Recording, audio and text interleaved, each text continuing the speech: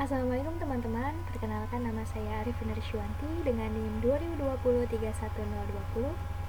Saya merupakan mahasiswi TPLN Prodi S1 Teknik Informatika Fakultas Telematika Energi. Saat ini saya ingin mengajak teman-teman semua untuk belajar bersama mengenai basis dan dimensi. Nah, untuk basisnya sendiri itu mempunyai dua syarat. Syaratnya itu jika V, diketahui V, sama dengan sembarang dari ruang vektor, dan S itu merupakan himpunan vektor pada V, maka syaratnya itu ada dua.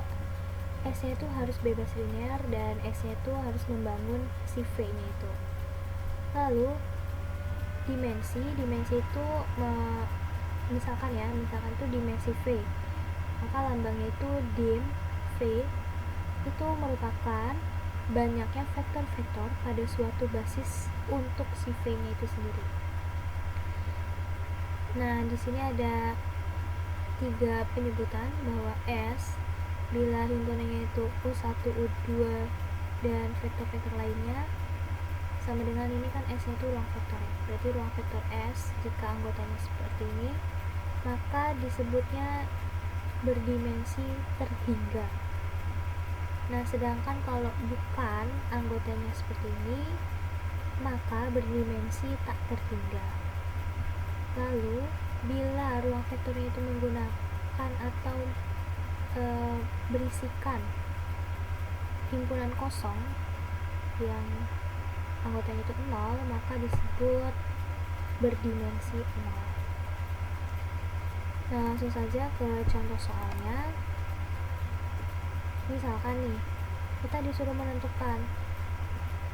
tentukan basis dan dimensi dari ruang vektor yang dibentuk oleh ini vektor-vektornya oleh si A 123, B 223 dan C 212. Nah, kita jawab nih. Misalkan vektor yang pertama itu si A, ini 123, vektor kedua itu si B 223 dan vektor ketiganya itu si C 212. Rumusnya itu B sama dengan B1, B2, B3. Nah, rumusnya lagi untuk mencari B1 nya itu K1 V1. Jadi K1 dikalikan dengan V1 si A ini, lalu K2 dikalikan dengan si B ini, lalu K3 dikalikan dengan si C nya. Nah, B1, B2, B3 sama juga yang ini kan tadi, K kali 123, K2 kali 223 ditambah K3 kali 212. Cara perkaliannya berarti K1 kali 1 yaitu K1, lalu ke sebelahnya sini dulu yang melewati tanda tambah ini, ditambah 2K2 yaitu 2K2 ditambah 2K3 yaitu 2K3. Baru di sini koma, lanjut ke yang kedua. Jadi K1 kali 2, 2K1, K2 kali 2, 2K2, K3 kali 1, K3. Koma yang terakhir, yang ketiga ini. Jadi K1 kali 3 yaitu 3K1, K2 kali 3 yaitu 3K2 dan K3 kali 2 yaitu 2K3.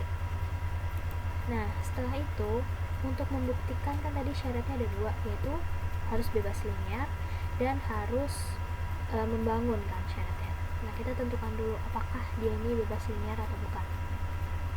Syaratnya kalau bebas linear itu K1 V1 tambah K2 V2 tambah K3 V3 nya itu harus 0. Nah, didapatkan bahwa di sini itu kan K1 nih tadi nih yang koma-koma yang dibatasi oleh koma-koma ini, K1 tambah 2K2 ditambah 2K3 kita salin di sini sama dengan 0. Lalu yang ini kita salin di sini. Lalu yang terakhir yang ini kita salin di sini. Kita jadikan sama dengan 0. Nah, lalu kita buat matriksnya. Di sini milik K1, di sini milik K2, di sini milik K3. Nah, ini K1-nya kan 1, K2-nya itu ada 2, ketiganya itu ada 2.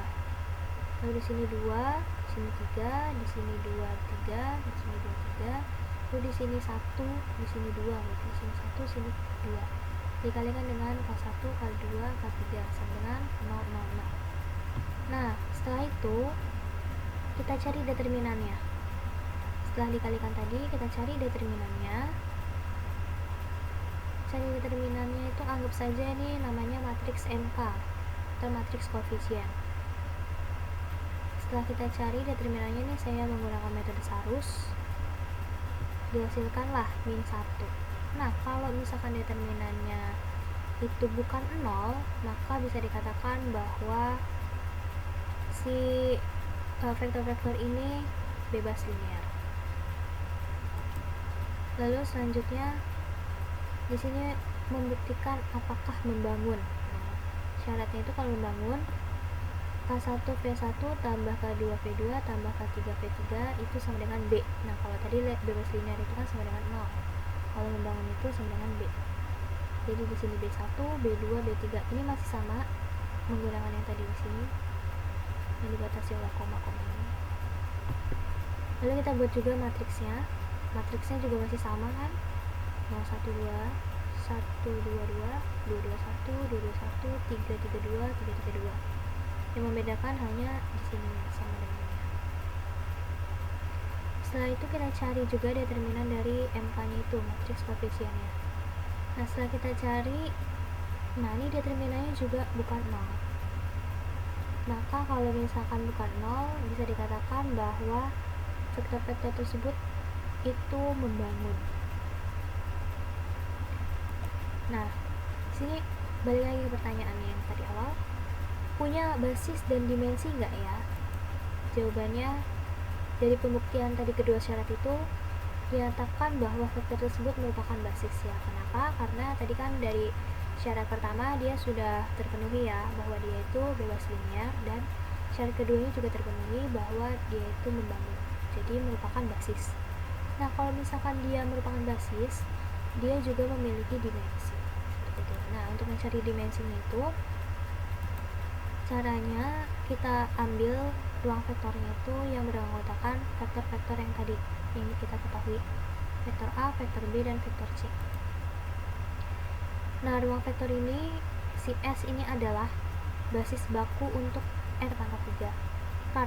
Kenapa R pangkat 3? Karena banyaknya vektor tersebut yang membentuk basis S adalah 3. Nah, karena yang membentuk itu ada vektor A, B, C, ini kan ada 3, 1, 2, 3.